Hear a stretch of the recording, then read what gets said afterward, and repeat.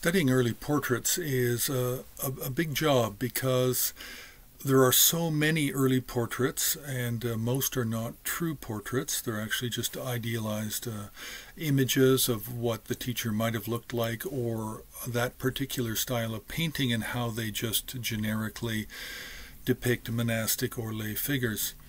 But to really come to understand portrait painting and get a really good overview, it really has to be divided up into manageable sections. And for that, we really need to look at really the early Karmapas. Then we need to look at the Paktru Kagyu, and we need to look at portraits of Pakmodrupa and then his main students. We need to look at Taklung Tangpa Chimpo. We need to look at Sangje Yarjun. We need to look at Kuyalwa, Ompo Rinchen Gompo. We need to look at Sangje Yarjun. So these are some of the portraits that are important to look at from the Pakmodrupa on downwards, from the Paktru Kagyu side. So I mentioned the Karma Kagyu, I mentioned the Paktru Kagyu, the Sakya. Now, another grouping that is very useful to look at is the Kun lineage of Sakya. But rather than just looking at the early works of the first the 13th and 14th, 12th, 13th, 14th century, but to look at it from the 13th century, 12th century, all the way up to the 17th and 18th century for the Kun lineage, for the Kun family line, paternal line.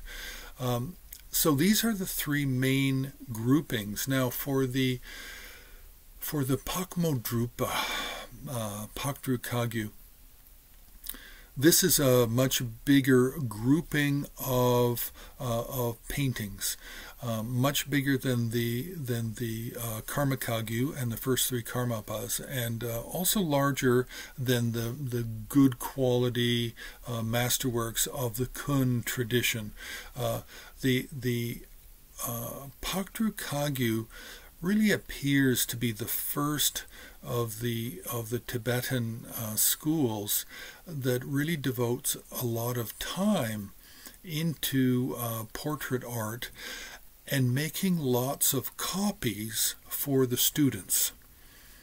We have many, many examples. We have examples currently which are probably around 100, 120 different paintings of primarily these figures whom I've already mentioned, the Pakmodrupa, Sangje Yarjun, the Taklung Tangpa Chimpo Tashi Pel.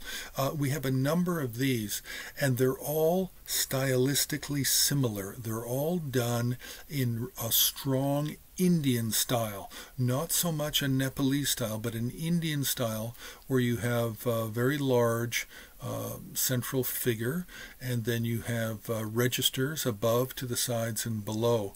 And in the registers you have really the early lineage of the Kagyu. So really what you have is Vajradhara, Tilopa, Naropa, Marpa, Milarepa, and Gampopa.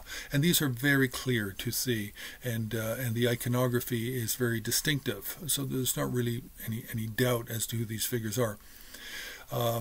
Another group of figures which are popular are the 8 Mahasiddhas. And then at the bottom we get some meditational deities, some wealth deities, power deities, and protector deities, and usually a donor figure, because remember, this is Indian style painting. Indian style painting is very much informed by the early tantras, such as the Manjushri Mulakalpa Tantra, which explains very clearly how to paint the donor, the person commissioning a painting, how to paint the donor into the composition in the bottom right or left corner. And so with many, if not a majority, of the Paktru Kagyu early portrait paintings, we also have the donor figure in the bottom right or left corner. So This is really the second of the important groups of portrait subjects that need to be looked at. Karma Kagyu is very important, first three Karmapas. The Paktru Kagyu with Pakmodrupa and many of his close disciples and his disciples' disciples. And then the third is the Sakya, the Kun lineage of teachers. So if you like this series of videos, then please hit the like button. You can also share. You can also subscribe. If you want to donate to Himalayan Art Resources, which is a not-for-profit 501c3 registered in the United States, then you can join HAR on Patreon. And HAR on Patreon, we have longer videos that are not on the regular site.